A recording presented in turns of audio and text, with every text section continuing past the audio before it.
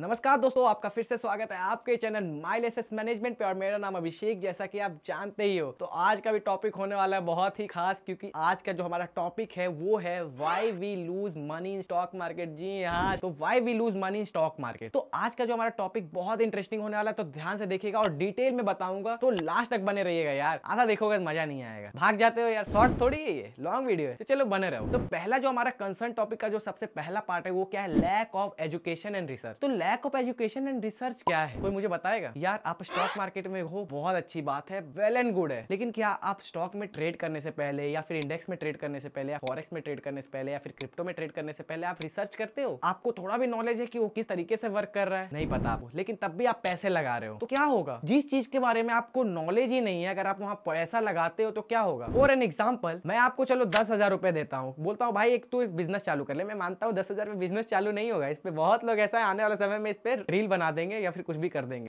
ये तो latest news है। चलो कोई नहीं, तब भी आप मान लो मैं आपको 10,000 रुपए दे रहा हूँ और आपको उससे एक बिजनेस चालू करना है। मैं बोल दूं यार आप किसी इस तरीके की बिजनेस कर लो, वो कर लो जिसके बारे में आपको नॉलेज ही नहीं है, ठीक है? तो आप क्या करोगे? आप लॉस ही करोगे वहां, बिल्कुल पूरी तरीके से आप लॉस करोगे। लेकिन अगर आपको थोड़ा भी नॉलेज रहेगा तो आप चलो थोड़ा कम लॉस करोगे, लेकिन प्रॉपर आप उसमें ऐसा है कि पूरे एक दिन में आप नहीं गवाओगे, ठीक है? तो ये है इसका एक रियलिस्टिक एग्जाम्पल, जिसको हम बोल सकते हैं कि अगर आपके पास एजुकेशन नहीं है, रिसर्च आप नहीं करते हो उस पर्टिकुलर चीज के लिए, तो आप वहां पे लॉस करोगे ही करोगे। तो इसलिए हम पहले टॉपिक को कवर कर चुके हैं, जो कि है lack of education and research. अब दूसरा आता है इमोशनल डिसीजन मेकिंग। अब क्या है, ये मेरे साथ भी हुआ है यार। इनिशियल फेज पे जब मैं बिगिनर था, मेरे साथ भी होता था। अब क्या है, बहुत लोग इस चीज को फेस कर रहे हैं। जब आप मार्केट में पैसे डाल रहे हो या फिर आप देख रहे हो मार्केट ऊपर जा रहा है, भाई यहाँ से मार्केट नीचे जाएगा, यहाँ से मार्केट नीचे जा रहा है, आप क्या कर दिए? आपने पुट बाई कर लिया या फिर आपने स्टॉक को नीचे के लिए बाई कर लिया। तो ये इमोशनल डिसीजन मत लिया कर। ये है स्टॉक मार्केट यार, यहाँ पे वो फीलिंग्स को मत लाया करो, इमोशनल मत हुआ करो, ठीक है? जो मैंने पहला टॉपिक कवर किया था एजुकेशन एंड रिसर्च के ऊपर, अगर आप उसको लोगे ना तो आपको बेसिकली पता चल पाएगा कि इमोशनल डिसीजन मेकिंग आप नहीं करोगे। क्या होता है, आप जब इमोशनल डिसीजन मेकिंग करते हैं तो जब मार्केट नीचे जा रहा हो तो आपको लगता है यार, कभी आपको ना अंदर से ना फीलिंग आएगा ऐसा, ठीक है? आप इमोशनल हो जाओगे यार, मार्केट यहाँ से ना सपोर्ट लेगा और सपोर्ट लेके मार्केट ऊपर चल जाएगा। लेकिन मार्केट करेक्शन लेते हुए सपोर्ट को भी तोड़ के और वो रिवर्स कर जाता है और वहां पे रोल रिवर्सल पैटर्न फॉर्म करके जो सपोर्ट था कभी, उसको रेसिस्टेंट बना के आपका पूरा पैसा लॉस में चले जाता है।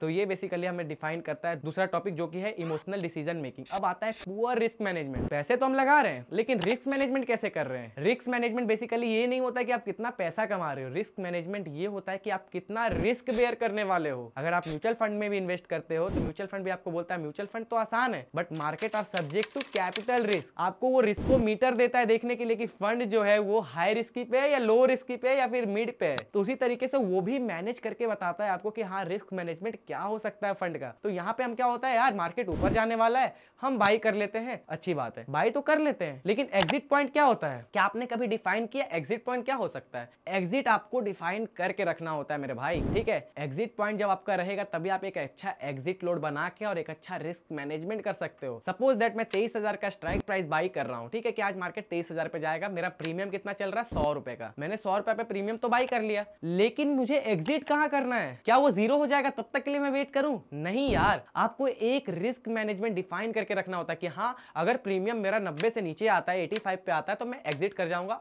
इसी को बोलते हैं stop loss. Literally stop loss इसी चीज के लिए लाया गया है। जब आप स्टॉप लॉस लगाते हो तो आप प्रॉपर रिस्क मैनेजमेंट करते हो, या फिर रिस्क एंड रिवॉर्ड आप लगा के आप चेक करते हो कि आप कितना प्रॉफिट अर्न कर सकते हो, कितना 1:2 कर सकते हो या 2:1 कर सकते हो, आप किसी भी तरीके से, वो आपका कॉल है। तो इसको बोलते हैं रिस्क मैनेजमेंट, और पुअर रिस्क मैनेजमेंट की वजह से ही हम लूज करते हैं। अब आते हैं चौथे टॉपिक पे, इनकंसिस्टेंट ट्रेडिंग प्लान। अब इनकंसिस्टेंट ट्रेडिंग प्लान क्या होता है? सपोज दैट न्यू और बिगनर्स ट्रेडर्स के लिए बताता हूँ, लैक ऑफ फंड। आज हर कोई लैक ऑफ फंड है, मैं बता रहा हूँ आपको। अगर आपके पास 20,000 कैपिटल है, आप 50,000 कैपिटल के साथ आ रहे हो, आप 1 लाख कैपिटल के साथ आ रहे हो, आप छोटे से शुरू करो ना यार। आप एक ही ट्रेड लो, दिन का एक ही ट्रेड लो, नहीं बोलूंगा मैं 10 ट्रेड लो, एक ट्रेड लो, एटीएम पे लो। ओटीएम पे भी मैं नहीं सजेस्ट करता हूं, एटीएम पे आप बाई करो, एक ट्रेड बाई करो, लेकिन आप इस तरीके से पोजिशनल साइजिंग को बनाओ कि आप मार्केट में एटलीस्ट मार्केट को समझने के लिए लॉन्ग टर्म तक रहो। आज मैंने 1 लाख रुपए लेकर आया, मैं पूरा 1 लाख रुपया डाल दिया, बाकी के 90 दिन या 100 दिन या फिर लॉन्ग टर्म के लिए मैं क्या सोचूंगा? अगले दिन लगाने के लिए मेरे पास पैसे ही नहीं बचे यार, अगर लूज कर गया तो प्रॉफिट करके गया दैट्स अनदर थिंग, लेकिन अगर लूज करता हूं तो मैं कंसिस्टेंट कैसे रहूंगा मार्केट में? तो ड्यू टू इनकंसिस्टेंट भी आपका ट्रेडिंग प्लान जो है फेल होता है। ठीक है, तो प्लान जो है पर डे फिक्स रखो। महीने के 22 ट्रेडिंग प्लान डे होते हैं, तो आप 22 के 22 दिन, और हर दिन ट्रेड भी नहीं लेना होता है ना। ठीक है, तो आप अगर ट्रेडिंग प्लान बनाते हो, रिसर्च करते हो, तो आपको पता चल पाएगा कि हाँ आप किस दिन ट्रेड लेने वाले हो या फिर नहीं लेने वाले हो। तो ये जो है आपका इनकंसिस्टेंट वाला भी पार्ट कवर कर चुके हैं। अब आते हैं पांचवा, यानी कि मार्केट वॉलेटिलिटी एंड अनसर्टेनिटी। अब ये मार्केट वॉलेटिलिटी और अनसर्टेनिटी क्या होता है? मार्केट वॉलेटिलिटी जो है, जैसे कि आपने 100 रुपए के प्रीमियम पे बाय किया था,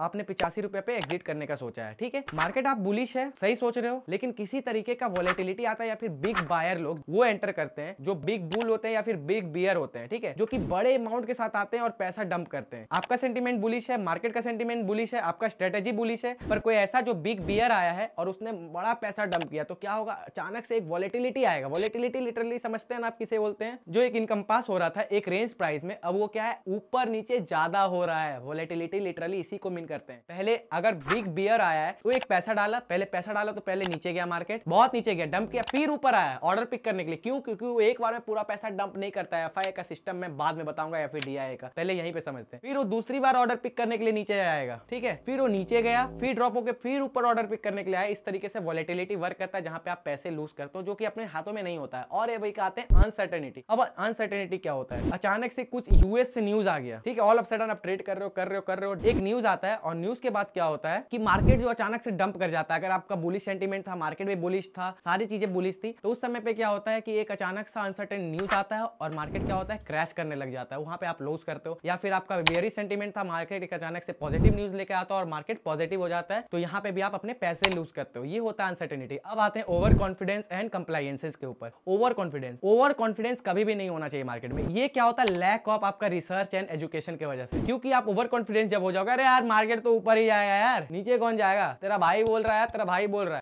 भाई ने बोला करने का तो करने का। इस तरीके से नहीं होता है यार। मैं मार्केट को रन नहीं कर रहा होता हूँ, आप मार्केट को रन नहीं कर रहे होते हो। मार्केट भी किसी वॉल्यूम की वजह से चलती है। ठीक है, तो मार्केट के तरीके से वर्क करो। कहने का मतलब ये, अगर कोई ट्रेनिंग है, जैसे एफआईआई है या डीआई है, उनके चले पाथ पे चलो आप। ठीक है, तभी आप एक अच्छा प्रॉफिटेबल ट्रेडर बन पाओगे। ठीक है, ओवर कॉन्फिडेंस कभी मत होना। एग्जिट हमेशा चोर की तरह सोचना है यार। चोरी करने से पहले वो भागने का प्लान बनाते हैं कि यार यहाँ से घुसा, अगर ऐसा होता है तो ऐसे कैसे निकलेंगे, उधर से अगर पकड़ने की कोशिश करते हैं तो उधर से कैसे निकलेंगे। तो चोरों की तरह सोचा करो, तभी आप एक प्रॉफिटेबल ट्रेडर बन पाओगे। तो ये भी मैंने आपको बता दिया। अब आते हैं high expectation and unrealistic goal. अब ये क्या है? हाई एक्सपेक्टेशन बेसिकली कि आप आज रील्स देख रहे हो, शॉर्ट्स देख रहे हो, गाना बज रहा है, अरे भाई एचआर गाड़ी, काली लाखा गाड़ी, क्या क्या है भाई मुझे नहीं पता, लेकिन है जहाँ पे जी वैगन शो किया जा रहा है, जहाँ पे बुगाटी, बेंटले जैसी कारें शो की जा रही है, लंदन में घूम रहा हूँ, पेरिस में घूम रहा हूँ, रशिया में घूम रहा हूँ। ठीक है ना, आपके पास कैपिटल कितना है भाई? क्या 50,000, 1 लाख? क्या उससे 50 करोड़ बनाना चाहते हो भाई? कितने दिनों में? बहुत अच्छी बात है, बना सकते हो, पर कितने दिनों में? 100 दिनों में? भाई हाथ जोड़ रहा हूं, रहने दे। ऐसे नहीं होता। इसी को बोलते हैं अनरियलिस्टिक गोल या फिर हाई एक्सपेक्टेशन। अनरियलिस्टिक गोल पता है क्या होता है? लिटरली ना कि यार मैं चांद पे जाना चाहता हूं, ना तो मैं एस्ट्रोनॉट हूं, ना तो मैं एरोनॉटिकल्स के बारे में कुछ जानता हूं, लेकिन मुझे चांद पे जाना साले का खोपड़ी तोड़ साले का। तो ये होता है अनरियलिस्टिक गोल। ठीक है ना, आपके गोल पूरे हो सकते हैं, लेकिन बाय द टाइम आपको पेशेंस रखना पड़ता है। इसके बारे में भी आने वाले टॉपिक्स पे कवर करते हुए जानेंगे और आने वाले वीडियोस में भी जानेंगे। ठीक है, धीरे धीरे ग्रोन अप होता है। अब आते हैं इनएडुकेट मनी मैनेजमेंट। अब मनी मैनेजमेंट क्या होता है? बेसिकली जब आप पोजिशनल साइजिंग करते हैं, आप 50,000 अर्न कर रहे हैं क्योंकि आप सैलरीड एम्प्लॉय हैं, आप 50,000 का 50,000 लाके 40,000 लाके अगर आप मार्केट में डाल देते हो, तो क्या होगा? ना तो आपने इमरजेंसी फंड के लिए पैसे रखे, ना तो आपने रिटायरमेंट प्लान के लिए इन्वेस्ट किया, ना तो आपने इंश्योरेंस पे इन्वेस्ट किया, ना तो आपने बच्चों के लिए कुछ किया, बस पैसा लाया और मार्केट में डाल दिया। अगर वो लूज हो जाता है तो फिर क्या करोगे आप? इसीलिए हम स्टॉक मार्केट में लूज करते हैं। और पहला जो चीज है, मैं बार बार बोलूंगा, आप सीखो, क्योंकि माइल चाहता है that we want to make you enough knowledgeable so that you can make yourself profitable. हाँ भाई हाँ, प्रॉफिटेबल बनना जरूरी है, पर हाँ उसके पहले रिसर्च करना और एजुकेशन लेना जरूरी है यार। कोई एक दिन में अच्छा ट्रेडर नहीं, तो कोई एक दिन में अच्छा एमबीबीएस डॉक्टर नहीं बन सकता है, कोई अच्छा इंजीनियर नहीं बन सकता, या फिर किसी भी क्षेत्र में, किसी भी फील्ड में, किसी भी सेक्टर में आप एक दिन में अच्छे नहीं बन सकते हो। तो आगे बढ़ते हुए हम ये जानने की कोशिश करेंगे lack of discipline and patience. अब लैक ऑफ डिसिप्लिन और पेशेंस क्या होता है? बेसिकली डिसिप्लिन तो आप समझते ही हो, किसी चीज को एक बार लगातार और डिसिप्लिन तरीके तरीके से कर रहे हो कि यार आपका एक फंड साइज डिफाइन है कि यार मैं डेली 5,000 रुपए लगा सकता हूँ या मैं 10,000 रुपए लगा सकता हूँ। अब उसमें एक लॉट है या 2 लॉट है, ये आपके ऊपर डिपेंड करता है कि आप किस तरीके से करने वाले हो। ठीक है, तो डिसिप्लिन रहना जरूरी है। डिसिप्लिन तभी आएगा जब आप कंसिस्टेंट रहोगे। कंसिस्टेंट रहने के लिए आपको क्या करना पड़ेगा, पोजीशन डिफाइन करना पड़ेगा। पोजीशन डिफाइन करने के लिए क्या करना पड़ेगा, आपको रिस्क मैनेजमेंट करना पड़ेगा। और रिस्क मैनेजमेंट करने के लिए क्या करना पड़ेगा, आपको अच्छे तरीके से पढ़ना पड़ेगा और रिसर्च करना पड़ेगा। जी हाँ, सब एक ही थाली के चट्टे बट्टे, आपको पूरा जानना होगा, एक एक चीज जानना पड़ेगा। और last but not the least, scam and manipulation, जो कि आज का सबसे बड़ा मैं कंसर्न बताऊंगा और मैं हाथ जोड़ के बोल रहा हूं कि बच के रहो यार। ये टेलीग्राम चैनल से,